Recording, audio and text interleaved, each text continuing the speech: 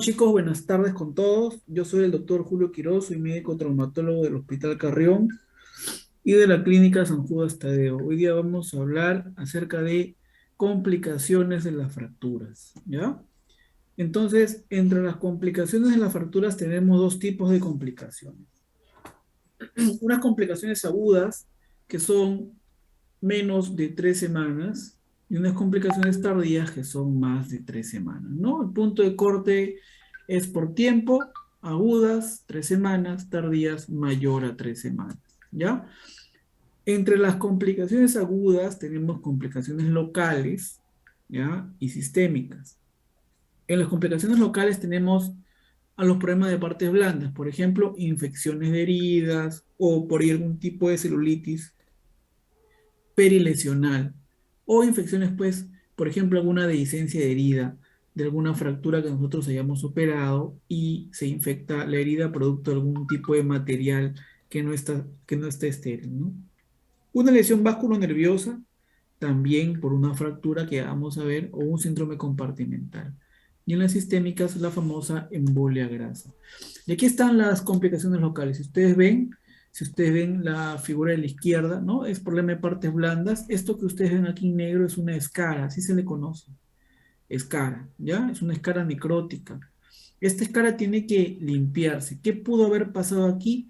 Muy probablemente aquí hubo una fractura, se nota que está hinchado, ¿ya? Incluso miren, ya ha sido operado, ¿ves? Acá hay una cicatriz posoperatoria, pero el colgajo, o sea, la parte de piel que cubría al tejido óseo, no ha sido suficientemente vascularizado. Entonces, cuando es un tejido que no tiene un aporte vascular adecuado o está infectado, ese tejido o esa parte de tejido se muere, se acartona y se llama escara.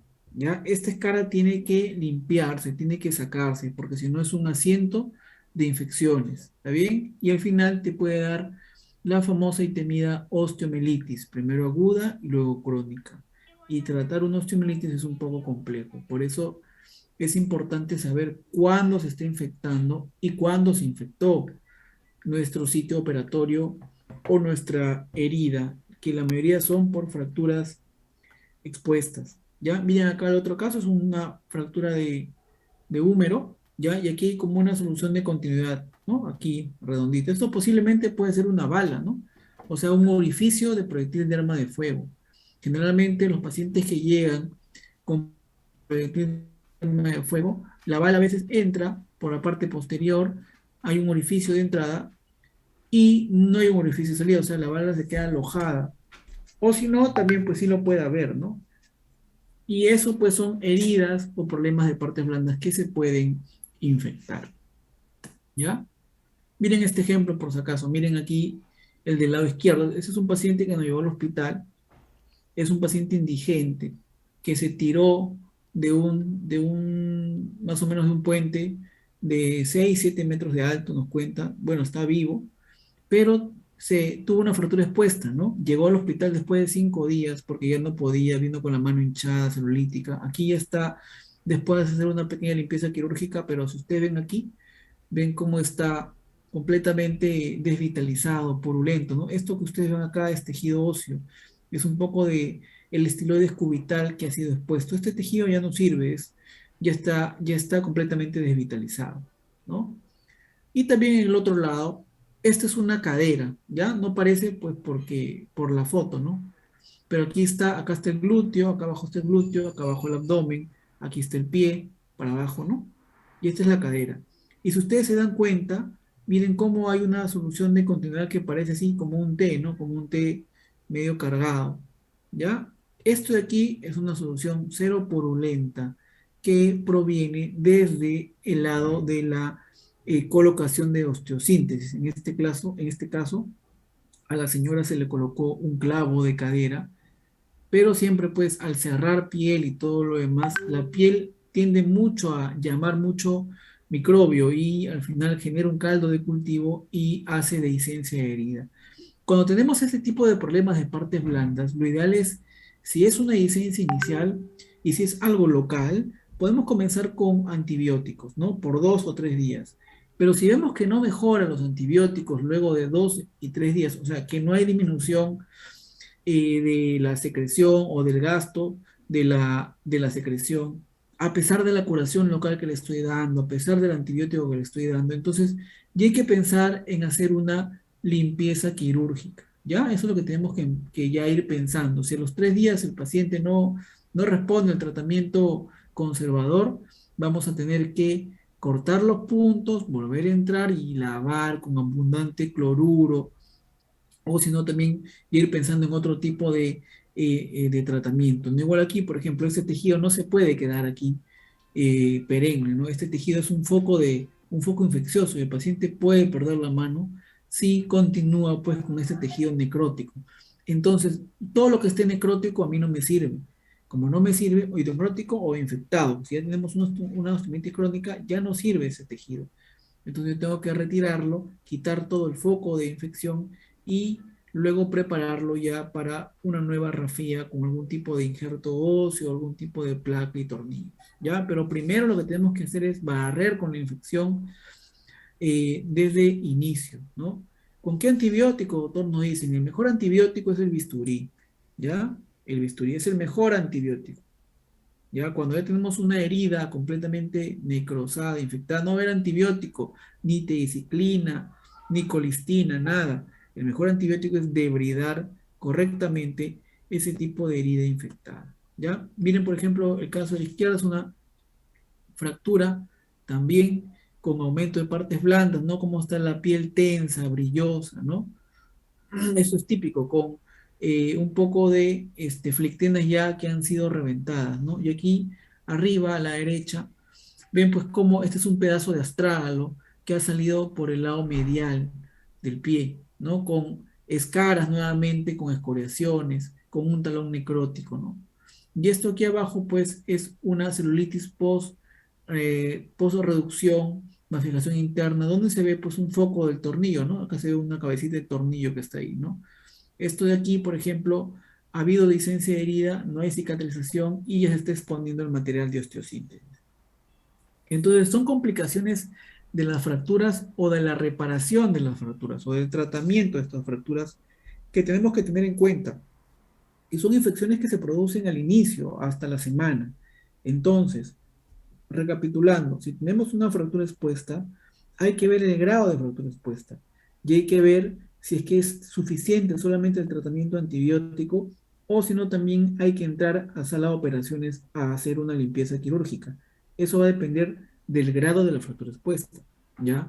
Y si tenemos una fractura que ya ha sido operada y ya ha sido reducida, o sea, alineada con algún tipo de material de osteosíntesis, hay que vigilar las partes blandas, porque las partes blandas se pueden hinchar, se pueden edematizar, y si se edematizan o se hinchan, son un factor de riesgo para que pueda haber dehiscencia de herida operatoria. Y a ningún cirujano traumatológico nos gusta eso, porque cuando se infecta una herida que tiene por trasfondo una fractura reparada, o sea, una fractura reparada con placas y tornillos, quiere decir que también se va a infectar el material y quiere decir también que por ende se va a infectar el hueso. Y si se infecta el hueso, esto conlleva primero una osteomielitis aguda y luego una osteomielitis crónica. Y tratar una osteomielitis crónica es complejo, porque de hecho tiene que tener mínimo tratamiento antibiótico, mínimo durante 6 semanas, si es que no es endovenoso durante 6 semanas. Yo si no, hay que resecar toda la parte del secuestro o involucro que contiene pues ese contenido o esa osteomielitis crónica. ¿Ya? Entonces, esto es quizá la parte más común de una complicación de fractura. Pero también, pues, cuando uno se lesiona o se luxa o se fractura nuevamente a nivel de cualquier parte ósea, también puede llevarse consigo lesiones vasculonerviosas, o sea, de vasos o de nervios. Y acá tenemos un ejemplo. Por ejemplo, en una luxación anterior de hombro, que es esta que está acá, o en una fractura también de húmero proximal, que es esta que está aquí, ¿no? La mayoría de ellas tienen lesión del nervio circunflejo. El nervio circunflejo es este que va a estar acá, ¿ya? También se llama axilar, ¿ya? Este nervio es eminentemente sensitivo y va a inervar al músculo deltoides, ¿ya? Entonces, cuando se luxa hacia adelante, la cabeza humeral a veces aprieta o tracciona el nervio axilar generando pues una parestesia o una disminución de la sensibilidad a nivel del músculo deltoides, ¿ya? Y cuando hay disminución de la sensibilidad y a su vez también pues hay disminución de la movilidad, genera una atrofia del músculo deltoides presentando un hombro plano, ¿ya? Un hombro completamente plano. Algunos le llaman hombro en charretera también, ¿ya? Y cuando hay fractura del cuello quirúrgico o del húmero proximal, también está catalogado que puede haber una fractura nuevamente del nervio axilar o deltoideo, ¿ya? Y lo mismo, de la misma manera, ¿no? Entonces, hay que valorar siempre ante una fractura de húmero proximal si el paciente siente o no siente el hombro, le toca, siente, no, no siento, entonces probablemente hay una lesión circunflejo. Si es que puede elevar el hombro, obviamente cuando ya esté reducida la fractura o reducida la luxación, si es que puede elevar el hombro. Entonces hay que evaluar siempre la parte del deltoides si hablamos de un nervio circunflejo. Por otro lado, también tenemos a la lesión del nervio radial, ¿no? Es una lesión un poco conocida en la cual cuando hay fractura a nivel del tercio medio o el tercio distal del húmero, ¿ya? Puede haber una lesión del nervio radial, ¿ya? Si es que la lesión se encuentra por más o menos el tercio medio y el tercio inferior del húmero, ¿ya? O del húmero distal, y hay una fractura espiroidea, este tipo de componente se llama la famosa fractura de Holstein-Lewis, ¿ya? Esto se produce con la triada 1, fractura espiral, voy a poner acá, ¿ya? Fractura espiral. 2, fractura de húmero distal, húmero tercio medio, tercio distal. Y 3, lesión del nervio radial. Cuando tiene estas tres cosas, fractura en espiral, fractura de húmero tercio medio, tercio distal y lesión del nervio radial, ¿ya? Es donde recién se le pone el nombre de Holstein-Lewis. Y algunos preguntarán, doctor, ¿cómo sé que tiene el nervio radial afectado? Por la famosa mano caída o mano péndula, ¿ya? Mano caída o mano péndula. ¿Por qué? Porque el nervio radial va a inervar inerva a los extensores de la mano y muñeca, ¿ya?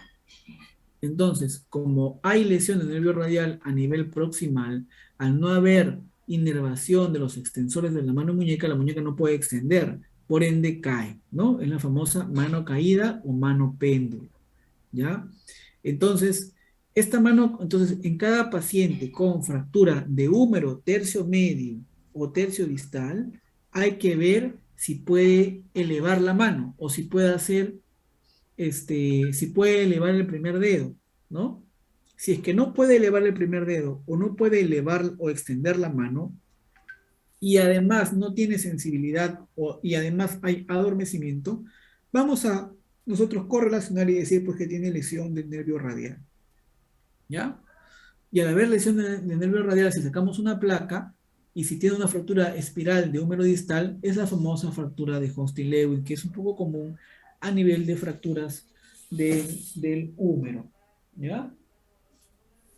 Y la otra también es la lesión del nervio mediano. La lesión del nervio mediano es muy conocida en fracturas supracondilias. A nivel puede ser de adulto o de niños. A nivel de, si hablamos solamente de fracturas supracondilias, es más común que haya en niños, ¿ya? Es más común que haya en niños en la fractura supracondilia. Pero si hablamos de complicaciones de fracturas supracondilias lesionando el mediano, esto es más común en adultos. Es decir, todo paciente o la mayoría de pacientes adultos que tienen fractura supracondilia, es decir, encima de los cóndilos humerales, hay más probabilidad que se lesione el nervio mediano, ¿ya?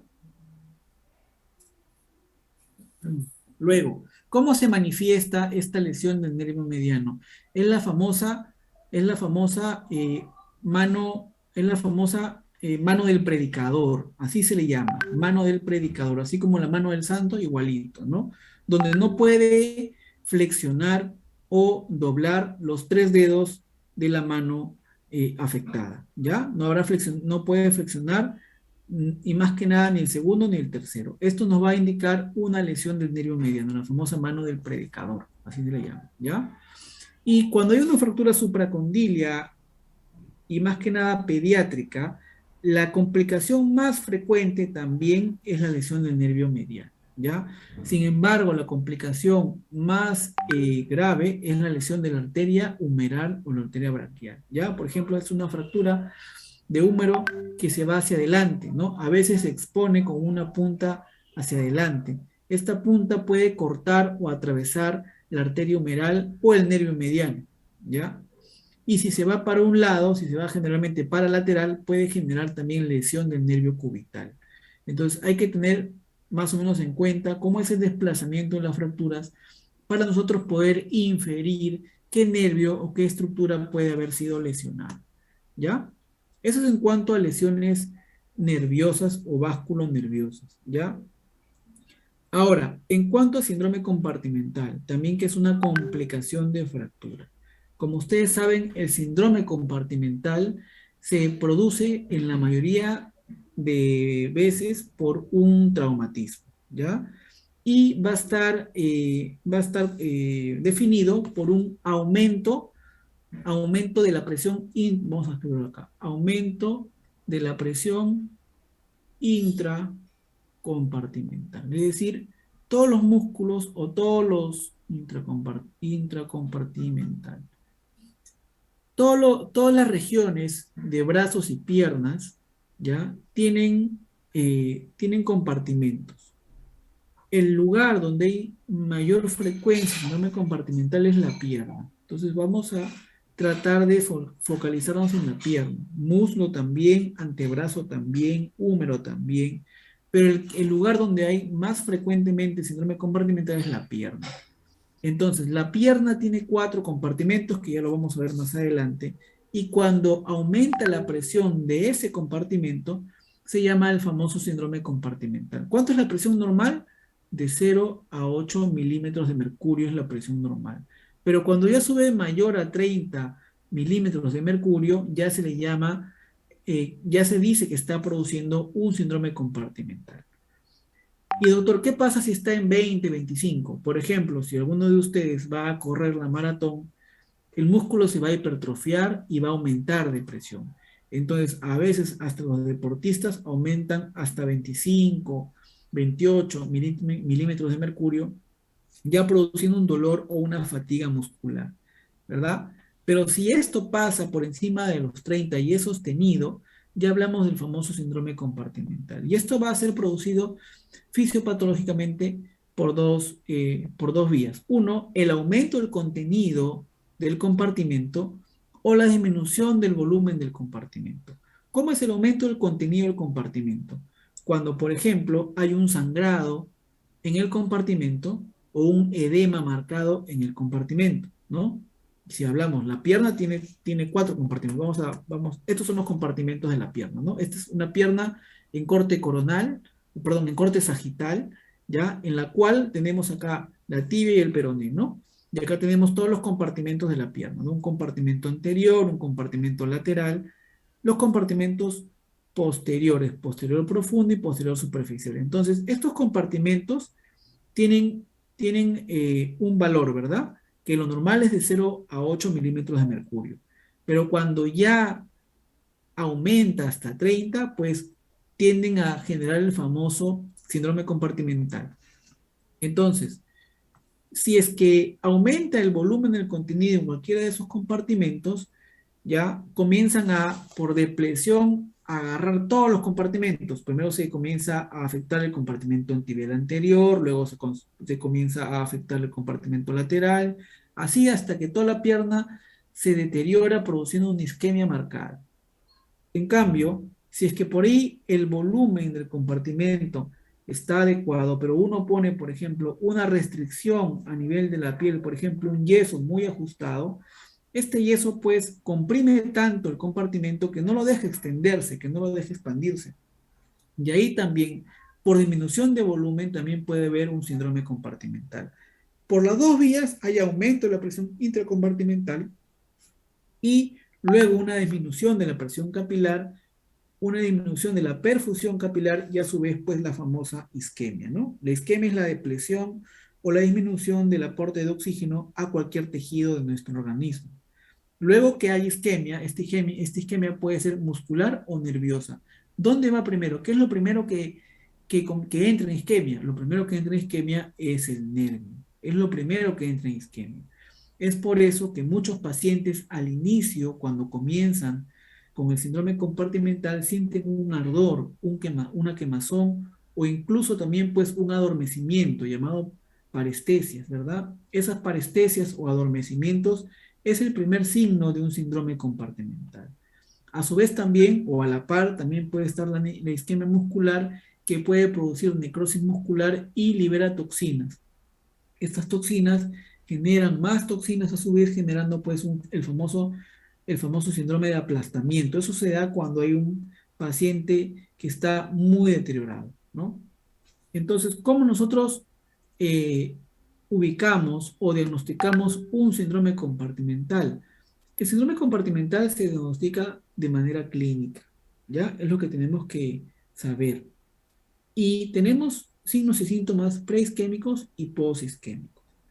Entonces, como les había comentado, el primer signo y síntoma son las parestesias, ¿verdad? Es lo primero que llega. El paciente viene, por ejemplo, un paciente le ha estado jugando un partido de fútbol y lo han pateado, ¿no? Y le han dado una patada muy fuerte en la pierna y viene con la pierna hinchada, edematizada, tensa.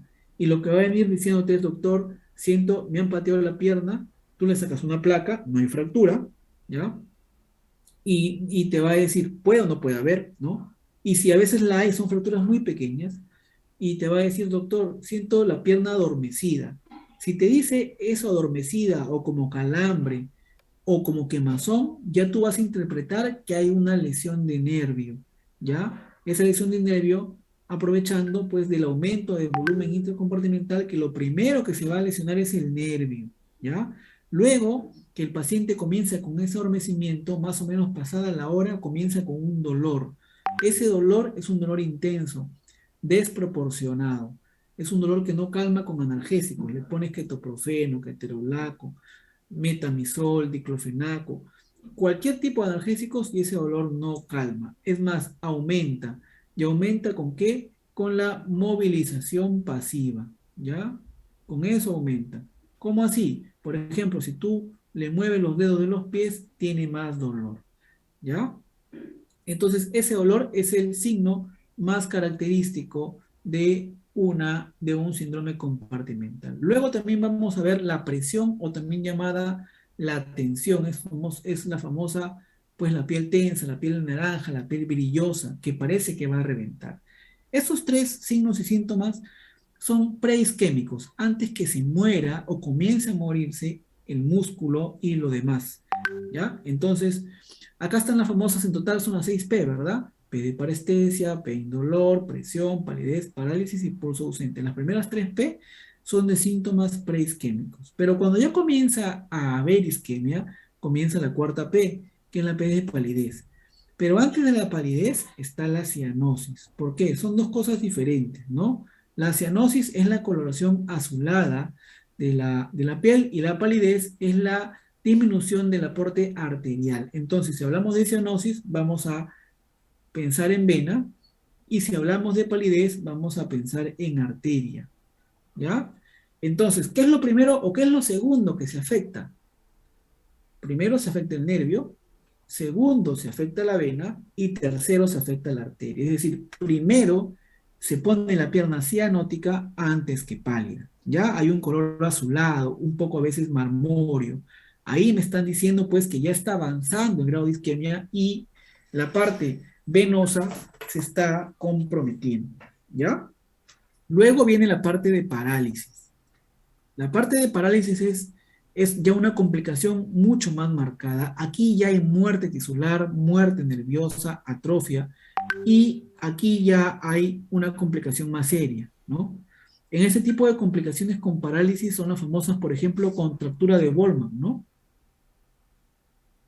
Contractura de Volman. Esta contractura de Volman es más frecuente en el antebrazo y es producto de un síndrome compartimental mal manejado en el antebrazo o quizá pues que no se haya llegado a tiempo. A veces el paciente por aguantar el dolor aguanta, aguanta, aguanta y cuando llega al hospital o a la clínica ya llega pues con un grado de isquemia, ya llega con una palidez o una cianosis marcada. Nosotros solamente podemos ofrecerle el tratamiento de este síndrome compartimental que es analgésicos, analgésicos, hielo, elevar la extremidad, pero si ya vemos que hay una cianosis marcada, incluso palidez, ya lo que tenemos que decir o hacer es hacer una fasciotomía descompresiva, pero evaluando pues el grado de compromiso de la extremidad. Y por último está pues el pulso ausente, el pulso disminuido o ausente, ¿no? Esto va a ir de la mano con la palidez, ¿ya? Esto básicamente hay cuando hay daño arterial.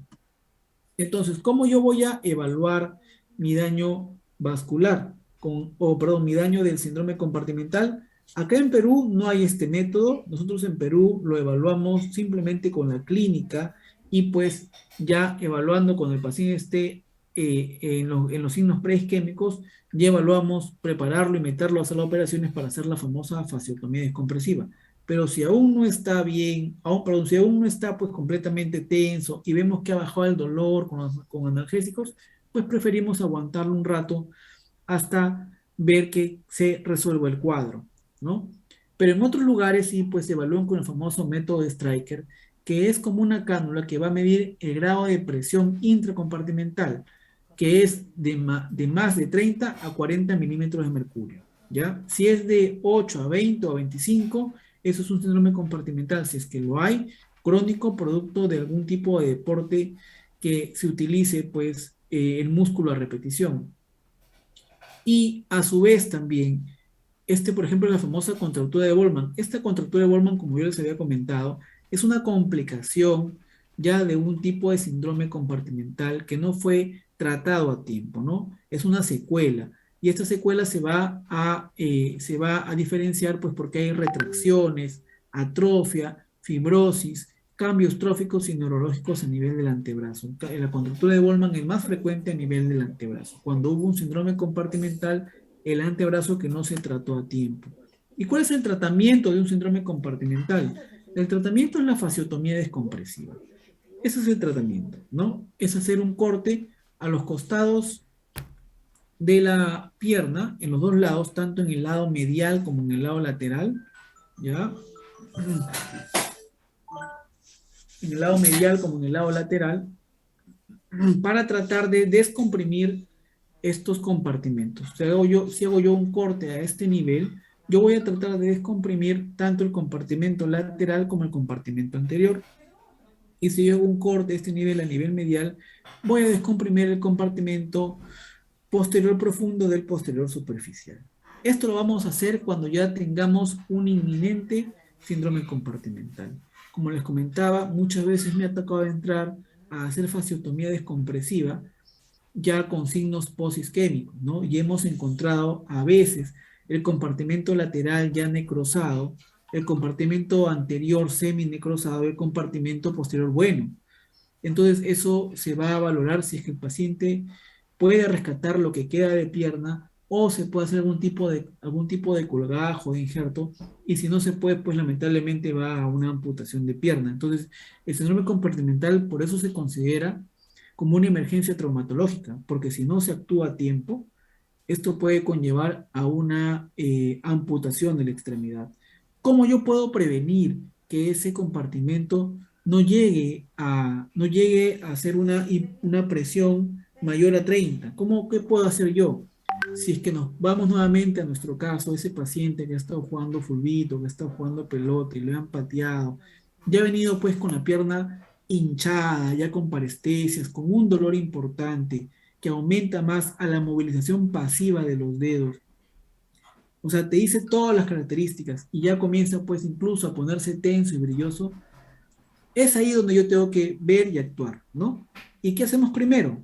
Primero lo hospitalizamos, le damos analgésicos, como las habíamos comentado, le damos corticoides, ¿ya? Elevamos la extremidad y le ponemos hielo. El hielo es el antiinflamatorio más importante. El hielo va a hacer que baje el edema y disminuya la tensión del compartimento. Si a pesar de eso no mejora el paciente después de 2 horas, máximo 3 horas de observación, ya tengo que prepararlo para entrar a la sala de operaciones. Sin embargo, algunos ni bien llega, lo vamos preparando, le vamos pidiendo sus exámenes preoperatorios, hemograma, glucosa, creatinina, perfil de coagulación, grupo sanguíneo y factor, riesgo quirúrgico, todo lo que ustedes ya le han enseñado en la primera clase, ¿ya? Y una vez que todo esté bien, pues lo meto, luego lo ingreso a las operaciones para hacer la fasectomía descompresiva. Si es que no ha mejorado, primero con los analgésicos y los corticoides y las medidas que nosotros le hemos instaurado. ¿Ya? Entonces, si no mejora, no hay de otra que entrar a las operaciones para abrir el compartimento. ¿Y qué se hace? Se rompe la fascia, ¿no? Se abre, esta es la fascia. ¿Qué cosa es la fascia? La fascia es la tela que recubre el músculo, que protege el músculo para que se hernie. Eso es lo que se hace, ¿no? No se llega hasta hueso. El hueso yo ni lo veo. En una fasciotomía nosotros no vemos el hueso, solamente separamos la fascia o abrimos la fascia para que el músculo pueda, entre comillas, respirar tranquilamente, ¿ya? Te puede ir en tu examen cuál es el compartimento que con mayor frecuencia produce síndrome compartimental. Es el compartimento anterior. ¿Por qué? Porque es el compartimento que está más expuesto a la parte externa y es el compartimento que es más subcutáneo, ¿ya? Que está más cerca a la parte superficial y a su vez también que tiene poca distensibilidad, ¿ya? Eso es básicamente en cuanto a un síndrome compartimental. Esas son complicaciones locales. Y si hablamos de complicaciones sistémicas, vamos a tener en cuenta también al famoso síndrome de embolia grasa. El síndrome de embolia grasa, de etiología, tiene las fracturas de huesos largos a la cabeza, fémur, ¿ya? Entonces, si te viene un caso clínico o tú en un hospital tienes a un paciente que ha tenido fractura de fémur y esta fractura de fémur no lo han inmovilizado, porque lo primero que tenemos que hacer ante una fractura es inmovilizarla, ¿ya? Si no se ha inmovilizado, esa falta de inmovilización puede estar produciendo o es un factor de riesgo para que un émbolo del fémur se dispare hacia el pulmón y genere pues un síndrome de embolia grasa. Entonces, todo paciente con fractura tiene que inmovilizarse, más aún si es de fémur porque tenemos el gran riesgo a embolizar la grasa del hueso, ¿ya?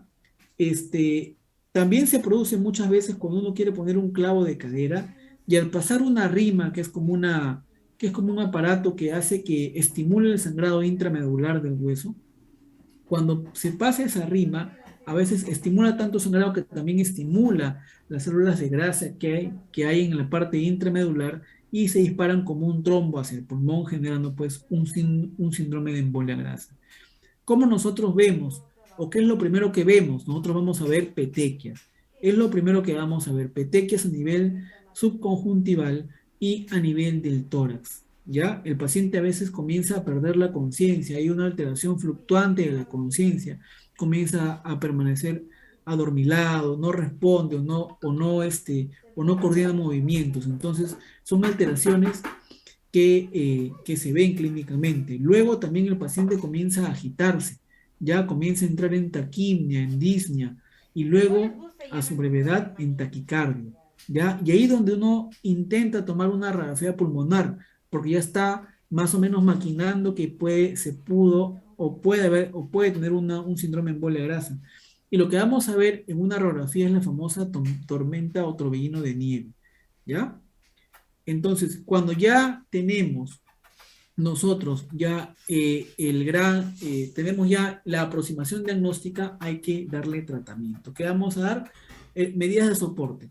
Soporte neurológico, si es que ha habido daño cerebral, soporte cardiorrespiratorio, glucocorticoides para disminuir el edema pulmonar y también incluso puede entrar a ventilación de presión positiva cuando es un cuadro más grave. Entonces, ¿qué cosa es lo que tienen que llevarse, por lo menos de un síndrome de embolia grasa? Es que si tú esto lo puedes evitar simplemente inmovilizando la fractura. ¿Cómo lo inmovilizo, doctor? Si es una fractura de tercio medio o tercio distal del fémur, tranquilamente pues puedes poner una férula de yeso. Pero si es una fractura más arriba, o sea, a nivel del tercio medio, ahí sí hay que entrar a hacer operaciones para poner un fijador externo y evitar pues que esta fractura se esté moviendo, porque igual tiene que, igual pues el paciente a veces se mueve, ¿verdad? Y esos micromovimientos generan pues que los émbolos se disparen, ¿ya? Listo. Eso es en cuanto a complicaciones tempranas. Vamos a hacer un pequeño break, un ratito, unos 5 minutos para continuar con las complicaciones tardías. Van haciendo sus preguntas por mientras, ya en cuanto a las primeras complicaciones.